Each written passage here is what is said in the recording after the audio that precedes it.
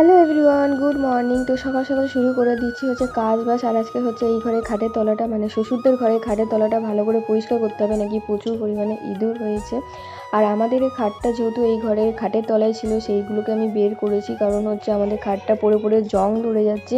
সেইগুলোকে ভালো করে মুছে রেডি করে রেখে দিচ্ছি। আর এদিকে বাজার দিয়ে গেছে কাতলা মাছ চালতা, তারপর দিয়ে গেছে পুঁই শাক ডাঁটা, পেঁপে, তারপরে করলা, অনেক রকমের বাজার দিয়ে গেছে। তো এখানে আমি ওইগুলো পরিষ্কার করে স্নান টান করে এখন চলে এসেছি হচ্ছে রান্নার কাজে। এখানে কাতলা মাছগুলো এখন ভাজা বসিয়ে দিচ্ছি।